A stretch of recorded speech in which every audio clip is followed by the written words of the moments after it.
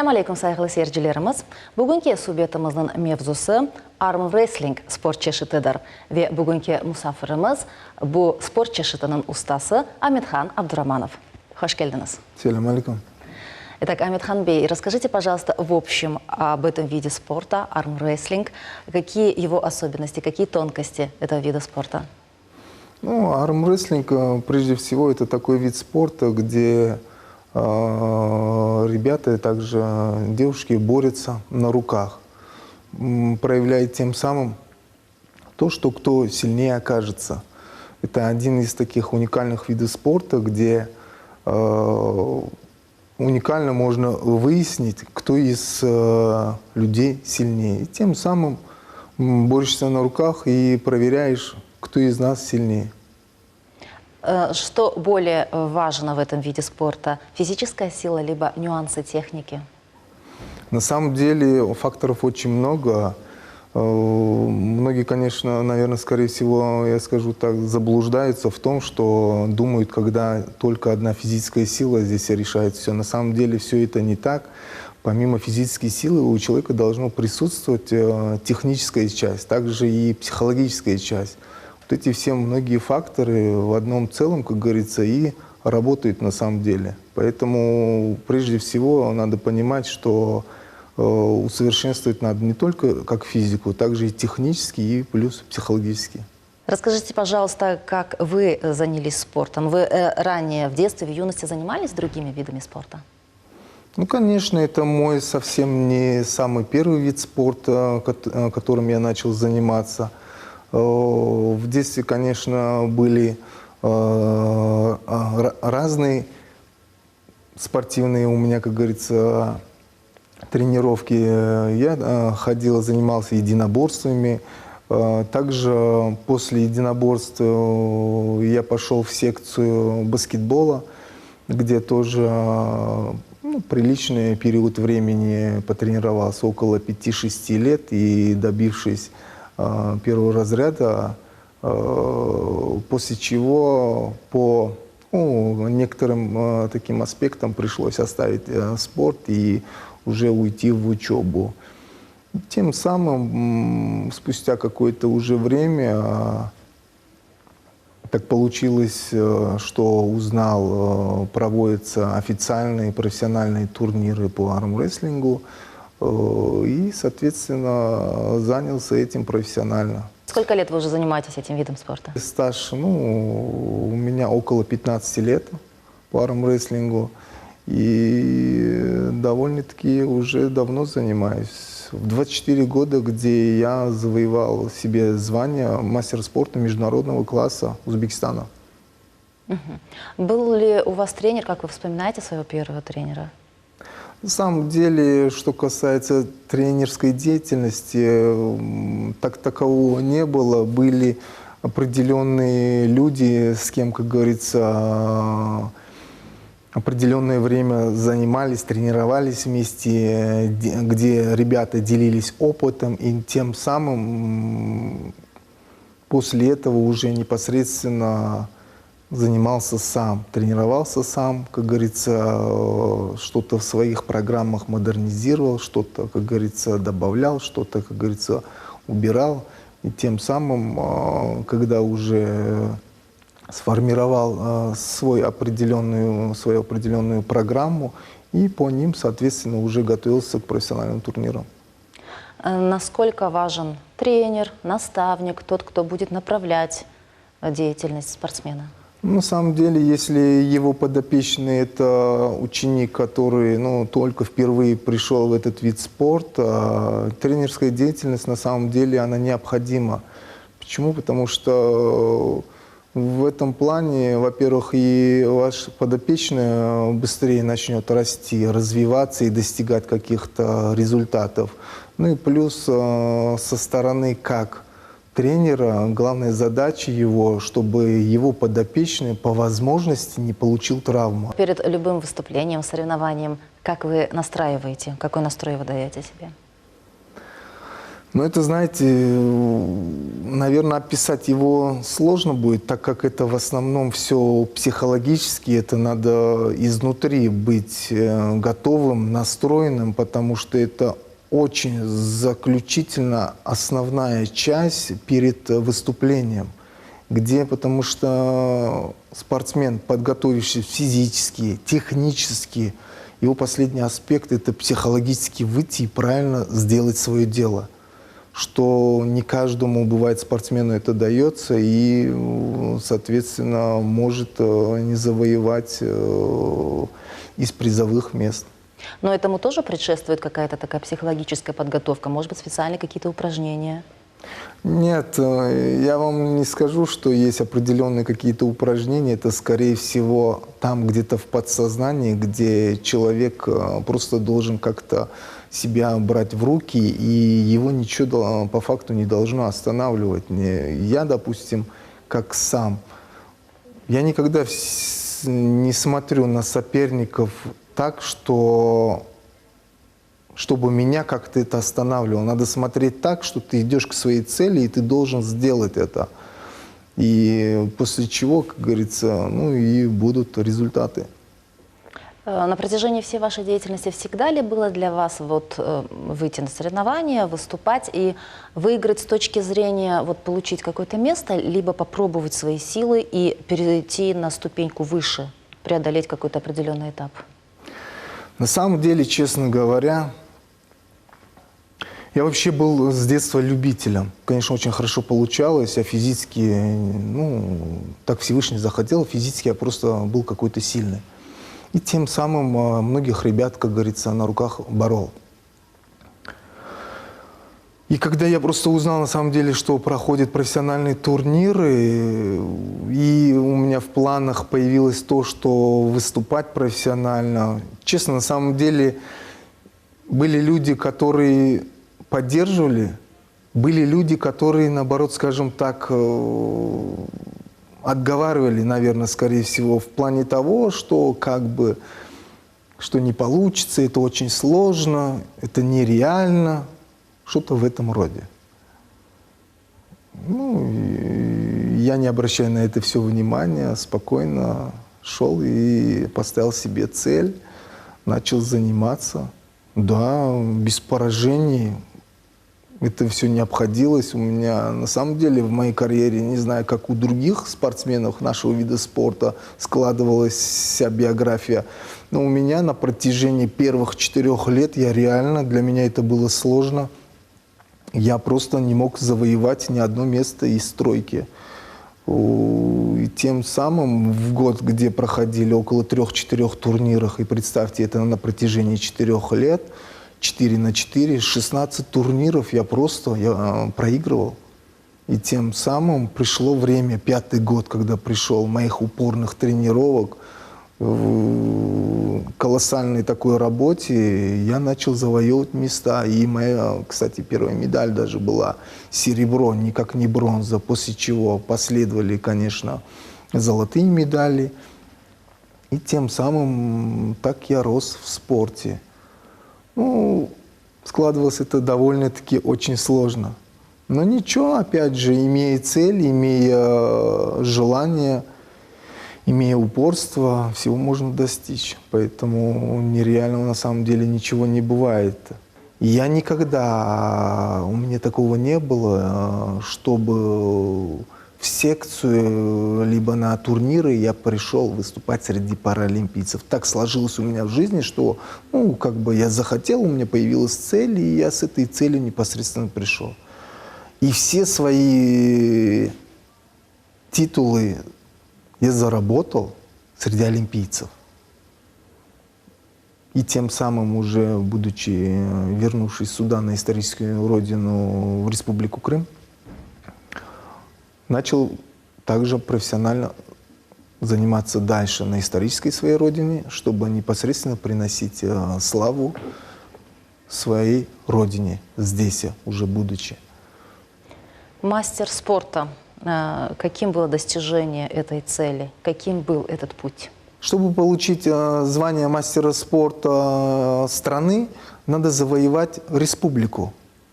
Стать чемпионом. Чемпионом республики. И тем самым спортсмен, как говорится, получает мастера спорта.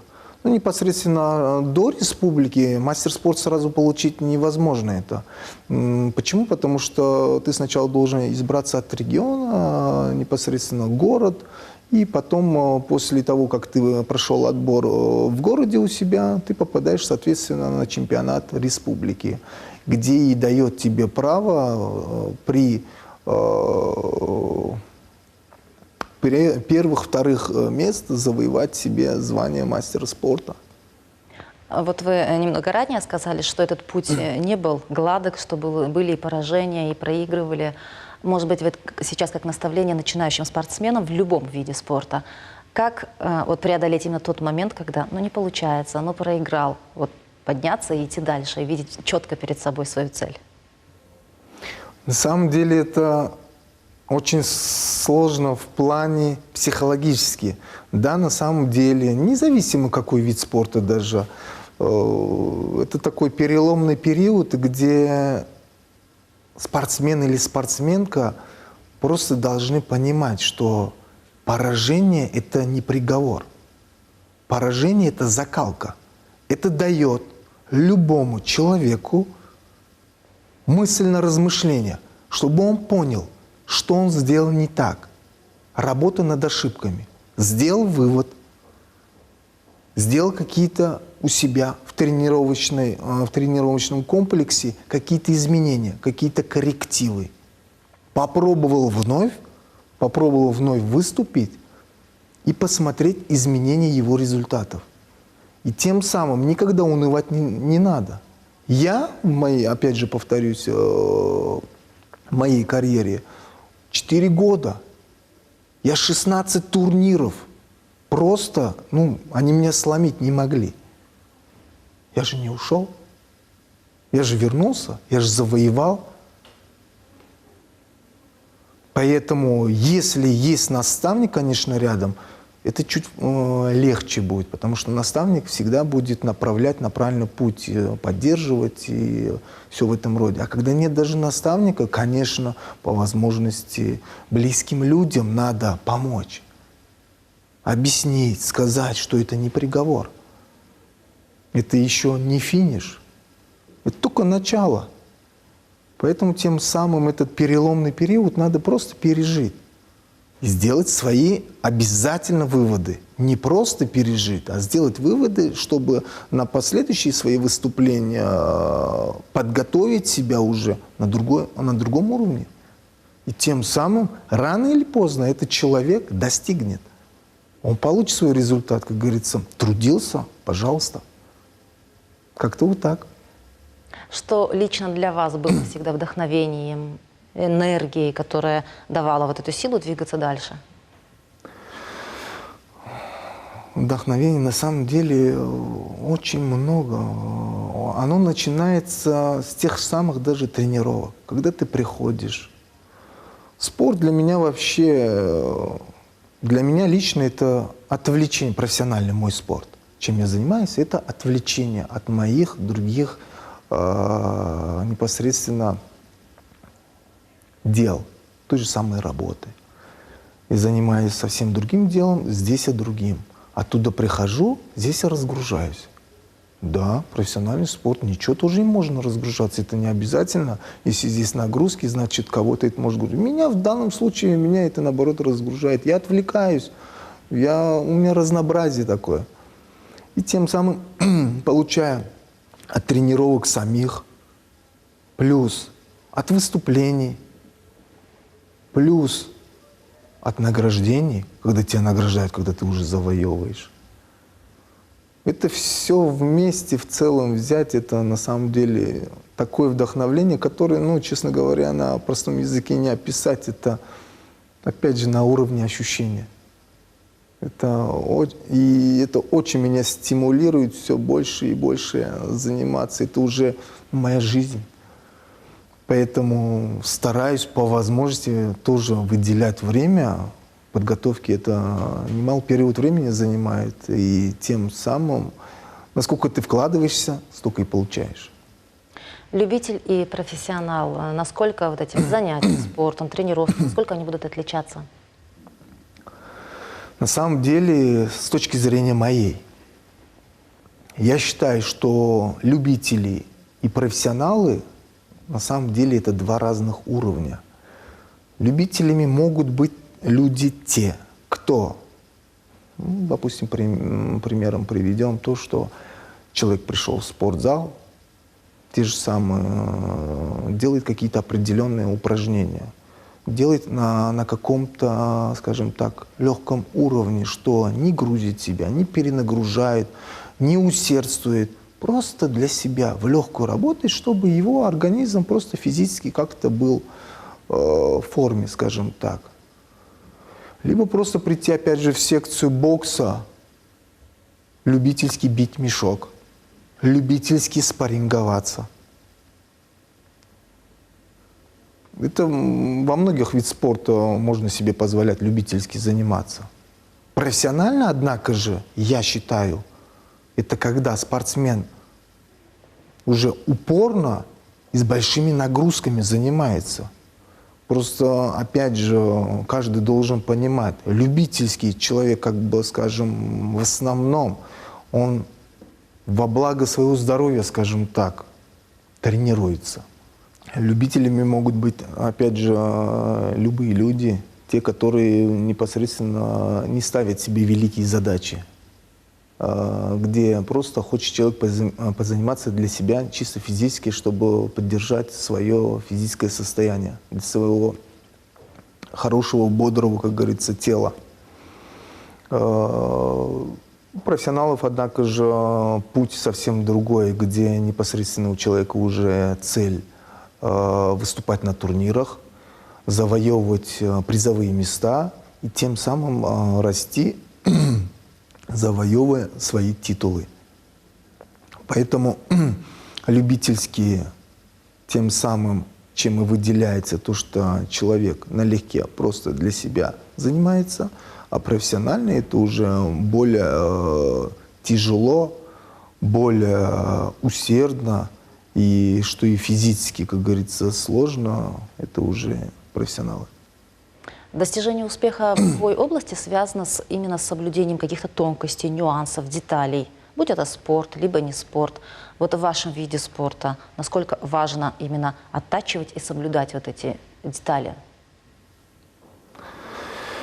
Ну, смотрите, не только в моем виде спорта, еще раз подчеркну, в любом виде спорта отточка определенных подходов необходима в тех случаях, когда ты выступил на турнире, и опять же, у тебя, скажем так, было поражение, оно может считаться, что ты не в тройке лидеров, или, допустим, находясь в тройке лидеров, даже занимая второе, третье место.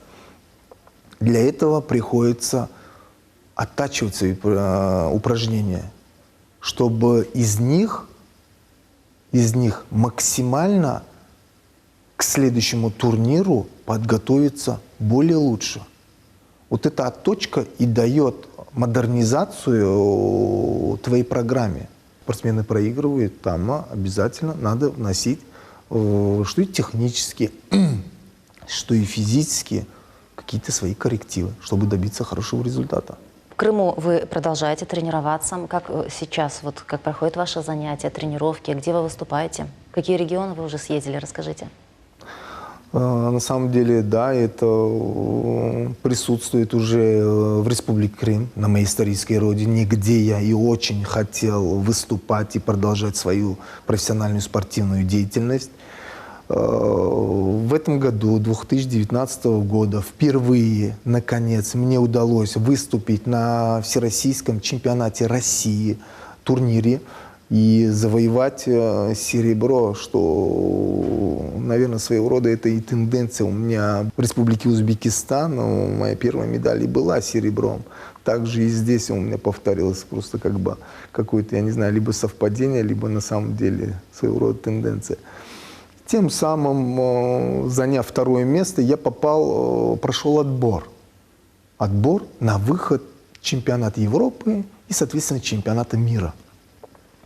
завоевав себе путевку путем отбора такого. Цель Европа, мир. Сейчас вы уже сами тренер, вы достигли такого определенного уровня. Есть ли у вас ученики, есть ли молодое поколение, которое вы тренируете, воспитываете? Ну, конечно, у меня еще в Республике Узбекистан хорошие подопечные ребята остались, которые уже давным-давно себя заявили на республику, завоевав, став чемпионами Республики Узбекистан. Остались там. Я после того, как переехал на историческую родину, здесь у меня является также подопечный, которого по возможности максимально выделяю время, тренирую, готовлю. И Аллах сметете, будет хороший результат и также будет выступать на турнирах, что и будет приносить славу нашему народу. Самое основное, чем вы делитесь вот, со своим учеником? Или делились ранее со своими учениками? То есть, что самое то основное, что вы хотите им передать? Из своих знаний, из своего опыта, из своих навыков? Моя задача, прежде всего, я учеников, во-первых, беру не всех, чтобы это каждый понимал. У меня даже в Республике Узбекистан складывалось это очень все настолько сложно, что много было желающих ребят, да, я многих стимулировал, многие смотрели и многие хотели. Но у меня просто, во-первых, физические возможности просто не было, так как это все, представьте, это уделять время надо. А когда человек настолько, если занят, то по времени это все сложно. И тем самым, опять же, это прежде всего, это ответственность. Взять просто ученика, чтобы просто он провел какое-то время, убил время и не добился, это, мне кажется, проблемы тренера, не его. Ну и где, конечно, сам ученик должен отдаваться полностью на 100%, так же и тренер. Поэтому, прежде всего, когда я беру ученика, я понимаю то, что я полностью отвечаю за него.